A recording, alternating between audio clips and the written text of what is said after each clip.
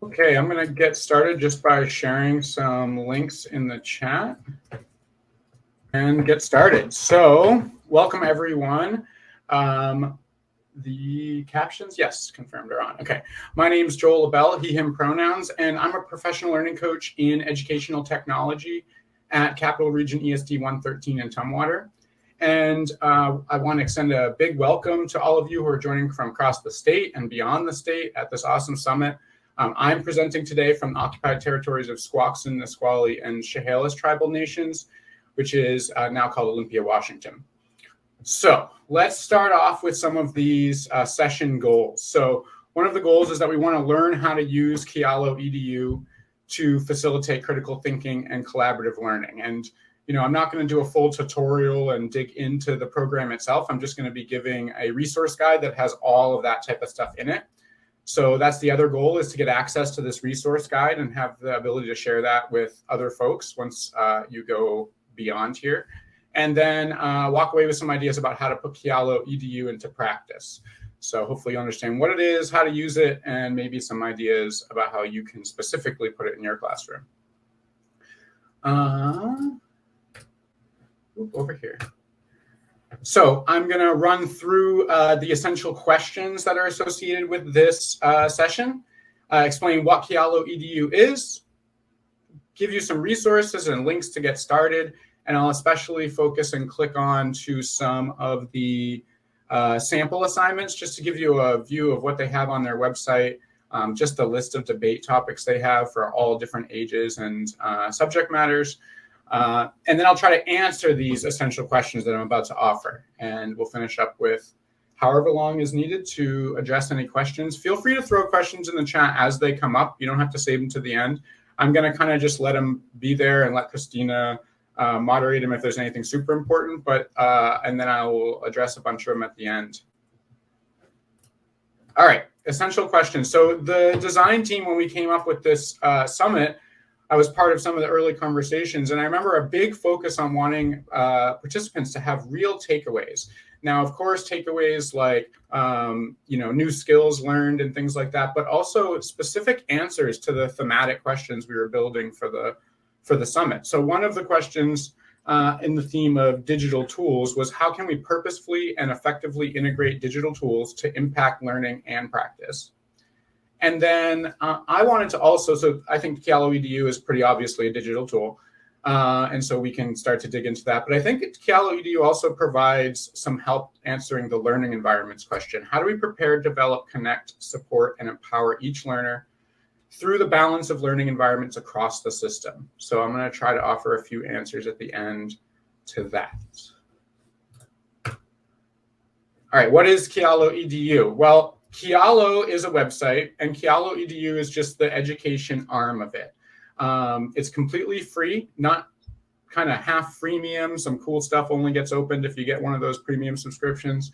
The people that designed Kialo designed it to be free forever. They built their whole model on that. So, and what it is an online discussion platform, and it's a debate mapping tool that's custom designed for educators in the sense that it has a back end helping support you with grading, assignments, feedback, stuff like that.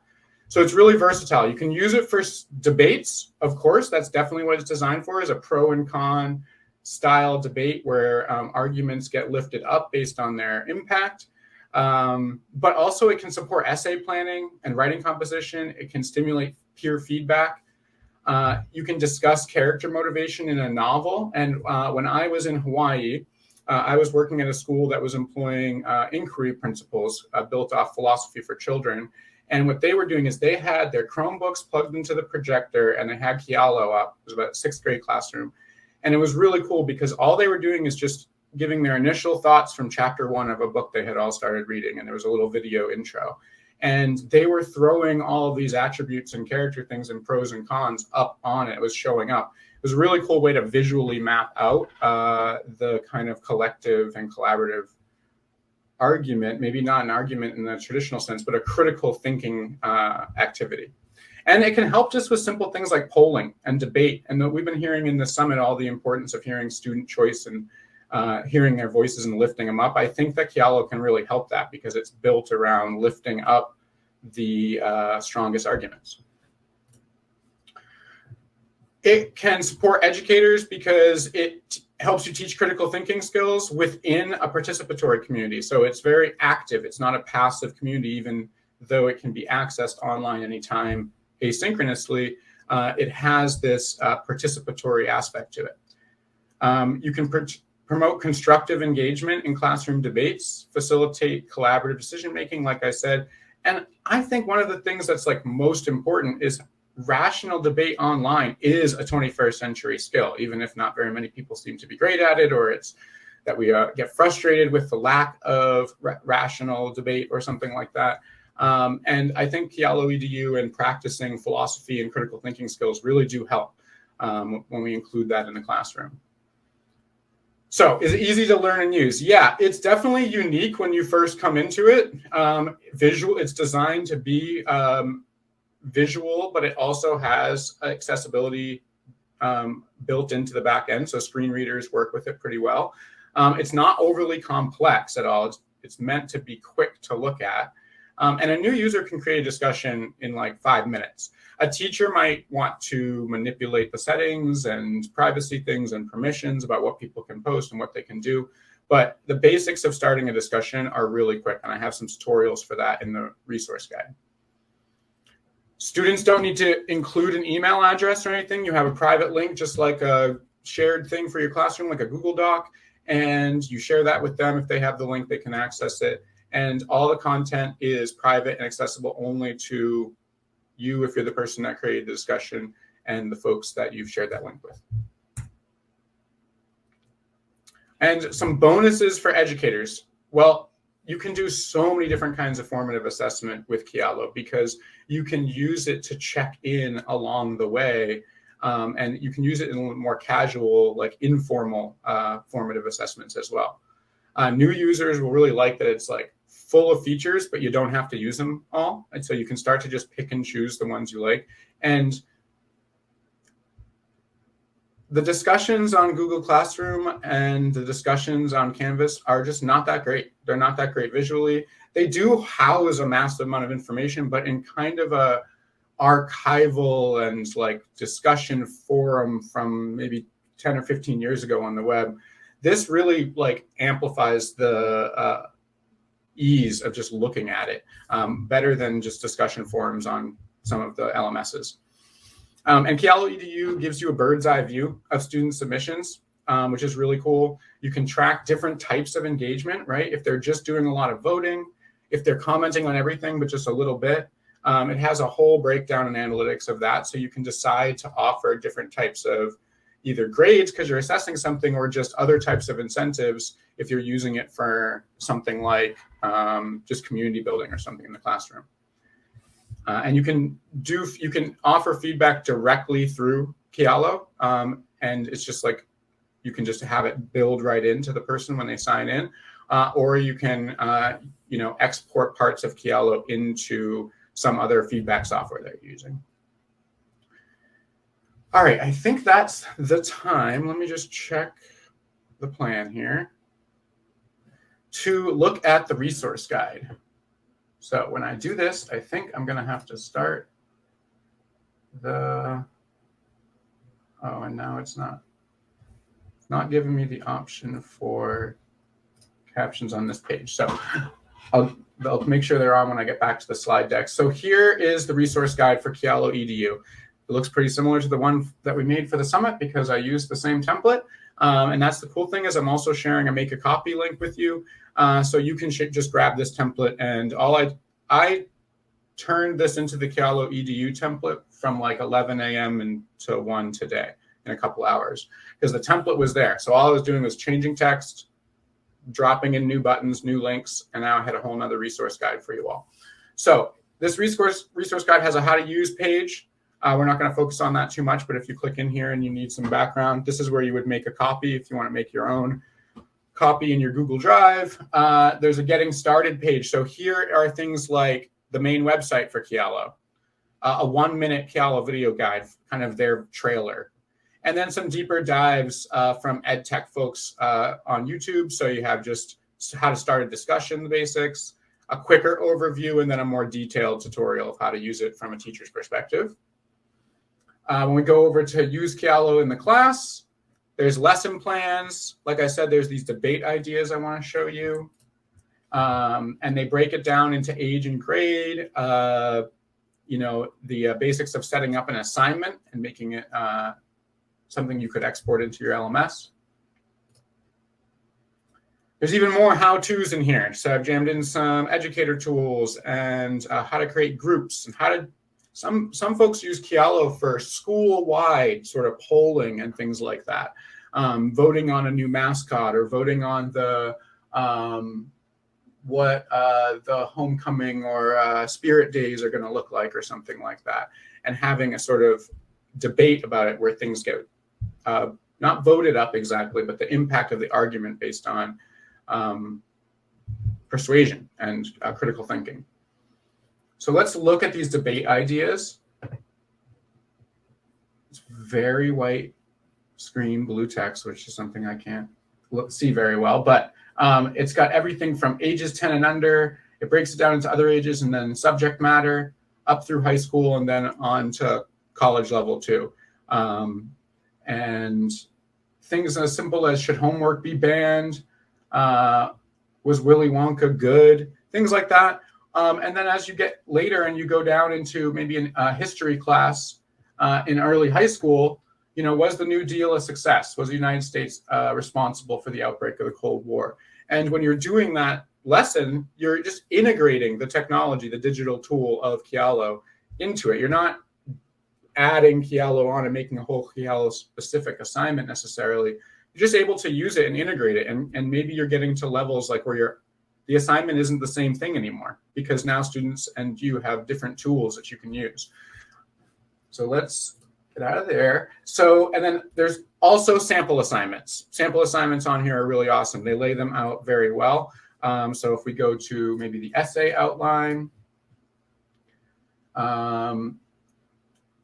it's going to give you the learning objectives that you might be able to try to match with whatever standards or learning objectives you're already working with, right? They're trying to name them in the same type of language so that you can, it's not about, one more thing. Kialo EDU would help you do 2 or 3 things you're already doing in one tool. And that's what's really cool about it. So it has sample instructions. You can enter here and copy the template of the discussion that they've made, or just see one laid out so that you can figure out a good way to lay it out for your students or whoever you're using this for, and then all kinds of more links below.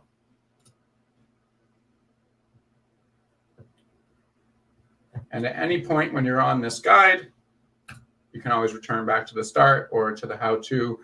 So it's pretty simple. It's just a collection of links. Most of them do go to Kialo, but their website, instead of just giving you the website where it just has things in different places, just use this resource guide to organize it a little better for folks that are thinking about using it. I personally used it a bit in my college level class, where I was teaching at a community college. So really, it's college, but I was teaching 15 to 82-year-olds, depending on who was registered for the class, because we had running start. So there are a lot of high school age kids, high school, even sophomores and very young juniors too. So it works really well. I liked how it kind of dismantled the idea of voting and upvoting and likes that we get from some of their social media things. And it still tries to visually rise things up. One thing that I'll do is I'll go back to the slide deck, and we do have the captions going. I'm just going to go to the last slide on this.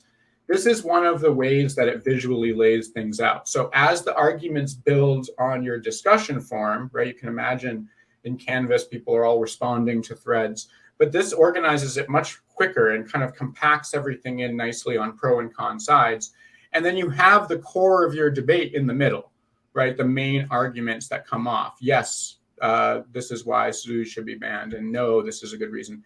And then there's pros and cons of those, right? That keep the critical thinking, because critical thinking is not about criticism, right? That's the strange thing about the way that those terms work. Critical thinking is about adding more to the discussion, and that's what I like about the visualization on Kialo EDU. It's about opening the window, right? If you're critiquing something from perspective, you're really pulling back and adding more things into there. And that's what I like about the way that this really shows that as the critique builds, as the debate builds, that there is this almost literal growth. And I think that really helps organize people's critical thinking. I see a question in the chat that did I use it? Yes, I've used it.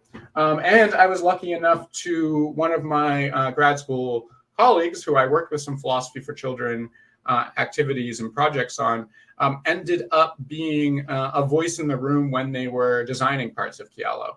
So just recently I touched base with him and I was like, well, I'm starting to use it again. Like what's going on with it? And he was able to kind of give me some of these access to some of these sample assignments and stuff like that they've just been producing. So yeah, I have used it, and I think it's just such a really good idea in general to take something that is really frustrating, is to have an argument or even just make a decision online entirely in a text format is just super difficult. And it's going to be increasingly needed. So this is just one of those things that can really help 21st century skills. And we want our digital tools to be mapping on to what we're trying to do in the broad standards as well. So I am just scrolling up. I don't see any other questions. I'm coming to the point where I'm going to answer the essential questions that I offered at the beginning. And then there's some open time for question and answer, or people can just head out and use those links and start clicking around and start playing around with Kialo. Start an account. It's really easy to set up an account and start your first discussion for yourself. Share it with someone else at the summit, share it with a colleague, and just start playing around on it. And yeah, the thing that I enjoy about it is that it's just not a huge learning curve for the educators to add as one of their tools. All right, how can we effectively integrate digital tools to impact learning and practice? Well, Kialo EDU is a simple answer to that because it really facilitates collaborative learning, right? Even if people aren't in the classroom, if there's a hybrid situation, if you just want to connect to students or other people that aren't in the classroom at that time. It prioritizes critical thinking. And critical thinking is something that sometimes we just have overarching on the standard. It's like, well, of course, critical thinking, of course, kind of analytic type debate, but it's not about just analysis. It's about doing it in a participatory community. And so Kialo EDU helps you do that within the classroom. It helps build a community and helps rely on the community you have built to have critical thinking be something that we can share. Because critical thinking without sharing it is pretty much just analysis. And sometimes we're going for a little bit more than that. We want students to be able to use this analysis together. How do we prepare, connect, develop, support, empower each learner? Well, leverage Kialo to create intellectually safe learning environments, right? Kialo doesn't do it on its own. You're going to have to do some of that work to introduce ideas of intellectual safety and to create a learning environment where people want to debate, right? Because they know that the act of critical thinking in a group or in a community isn't as scary as it is when we do it without any kind of foreplanning or community agreements. And the type of arguments, I mean, when I taught this in classrooms, we sat in a circle and, it wasn't debate class. That's not how I taught philosophy or logic or ethics. It's not about debate necessarily. It's about like people for the first time being encouraged and comfortable to offer their reasons for things and not have it immediately denied or shamed, and then have someone who can facilitate that. Kialo EDU is just a helpful tool on top of all that. And like I said, 21st century skill, we need to get a lot better with critical thinking and rational discussion, particularly in the learning environment or the environment we often exist in, which are online environments. So I think that's Kialo EDU can help that, but it also is a part of a bigger picture. All right, so questions. Let me scan over to the chat here. So yes, I have used Kialo EDU. I haven't used it in the last year or two, but when I talked to the person involved, they said that the updates are just cleaning everything up and making it easier to use, and they've added that assignments and feedback. So when I used it, I was using a public account and just using it to make these private discussions, and it was just a way to kind of throw another tool on Canvas. I was able to embed links to it right into Canvas, and students didn't have to download a whole new app necessarily. They just went to a different part of the course. What age range is this useful for? Can it be used at elementary level? Yes, I think it can be used at any level as long, it can be used at any level to the point where people can read what's on the screen and interpret it. It can be used even younger than that, but they're going to have to find ways to do the input. So maybe there's support staff in the classroom with you is able to type up the students as they're talking about it in class, and then it's mapping it onto the projector and saving there and archiving it there for later. But generally, it's not a limit on it, but there is if you want students at home or as a homework assignment being able to engage with it, as long as they can read and write and enter stuff onto a computer, that is probably the only limitation, because I've done these types of intellectually safe inquiry sessions down to the kindergarten level. So in Hawaii, philosophy for children is very enmeshed in the curriculum throughout the whole state. There's philosophers in residences at some high schools and middle schools. And when I worked with those folks, I mean, we were having these types of debates all the way down in kindergarten classes once a week. So Kialo would have been a cool digital tool to use, but in general, trying to have critical thinking skills taught can go definitely down to the elementary level. And then it's deciding if this tool is going to leverage that or help that, or if it's going to be, too much of something if students aren't already prepared for it. Once you set up an account as a teacher to incorporate students, no, they do not have to set up accounts. No, the permission settings have also been all updated a little bit, and I haven't dug into them, but there's a really good video about that in the resource guide. I think it's the setting up assignments video.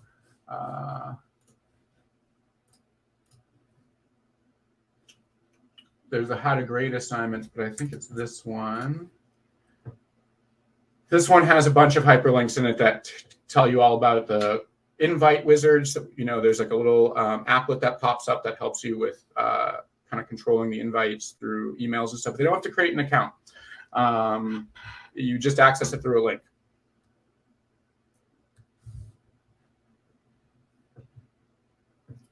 Great questions. I had anticipated, and I think how much time would this take to add to one assignment? Not long at all. That's what's really great about it. And then you could just start there. There's no pressure for this to be something that takes over every single thing in the class. It can be used as stuff in the opening week, just for folks to kind of get a feel of the class, get to know each other, kind of see where people stand on kind of simple things. It doesn't have to be big debates. You can build the community before you have those types of critical arguments, but you can definitely use this just for fun stuff too, or for socio-emotional check-ins. And the way that it maps it is really great. So we are running close to the end of this very short snack-sized session. If any other folks have any questions that they want to drop in the chat, please do. I've noticed in presenting a few times at this summit that when you can't see everyone like a Zoom session, or even seeing some people like a Zoom session, it's very awkward to say goodbye. So I'll give it a minute in case there's some other questions that people are trying to get in, or if they're still clicking around things. And then I'll say goodbye to you all and hope you enjoy the rest of the summit. I know personally I am super excited about today's last keynote at 3 o'clock. It's going to be awesome. Yes, I don't think that this is the type of thing that needs to be overly rigorous. That was one of my things about philosophy and critical thinking. It doesn't have to be about reading and analysis in that way. It can definitely be used for community building, which is also something that's necessary in the classroom to get to a lot of other places we want to go. Yes, set up the account and get students to participate. One thing I can show you is the 7 steps to creating the discussion. So once you've created, whether it's a single or multi-thesis discussion, you title it, maybe add a cover image once you hit complete. And then you go to I think it's a share button, or it's a get a link button. You would give that to your students. They would go in and they would have access just to post. And then if you want to get into setting up the settings to limit how they post, I think there's a little bit more settings in the assignments aspect of it, when it's not just a discussion, an open discussion from an account, but it's actually an assignment. So I hope that answers your question in there. Great. Well, thanks for attending the Futures Focus Educator Summit, and look forward to seeing you folks, or hopefully you're going to enjoy the keynote as well.